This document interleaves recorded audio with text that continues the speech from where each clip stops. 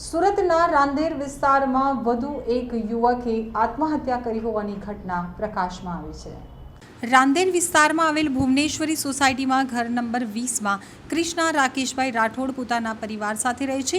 ગઈકાલે સાંજે 7 વાગ્યાની આસપાસ કૃષ્ણા કામ ઉપરથી ઘરે પરત ફર્યા હતા। ત્યારે ઘરે પહોંચ્યા ત્યારે પરિવારજનોએ જણાવ્યું કે નાનો ભાઈ શનિ ઘરનો દરવાજો ખોલતો નથી, જેથી કૃષ્ણા રાઠોડે ઘરનો દરવાજો ખખડાવ્યો હતો, પરંતુ દરવાજો ન ખોલતા તેણે પોતાના મિત્રોને બોલાવી દરવાજો તોડાવ્યો હતો।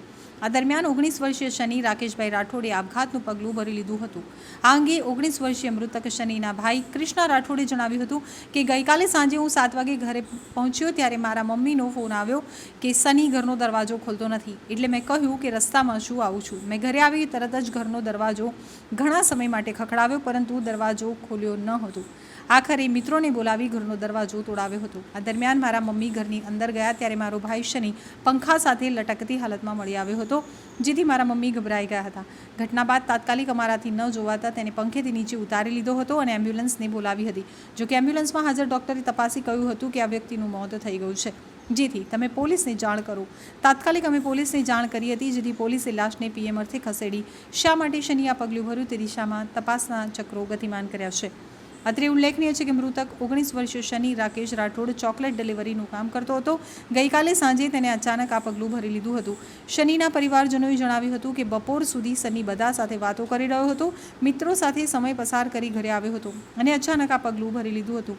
કયા કારણસર તેણે આ પગલું ભર્યું તે અંગે અમને કોઈ પણ જાણકારી નથી।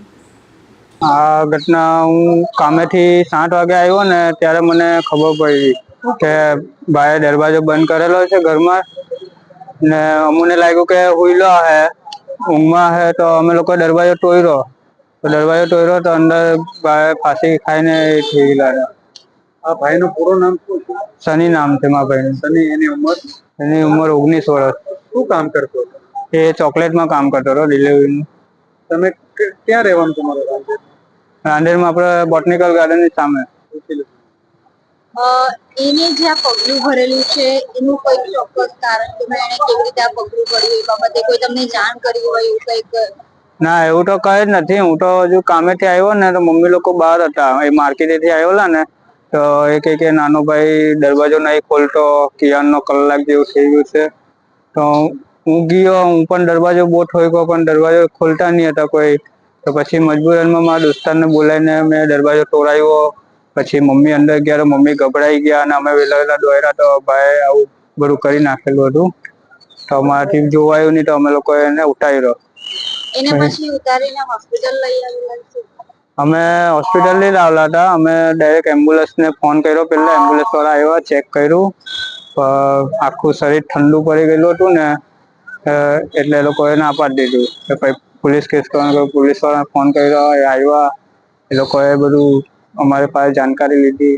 એને કોઈ પ્રેશર હોય, માનસિક દબાવ? ના, એવું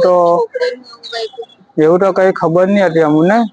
તો હસતો ખીલતો હતો, બધા સાથે વાતચીત કરતો હતો। બપોરે બી હવે મારા 2-3 દોસ્તાર લોકો સાથે વાત બી કરતો હતો। પછી સાંજે છે ને અચાનક મમ્મી લોકો બજાર એવું ઘરે ગયા ને ત્યારે એને હું થઈ ગયું સમજ નહીં પડી, તો દરવાજો બંધ કરીને આવું બધું કરી નાખ્યું।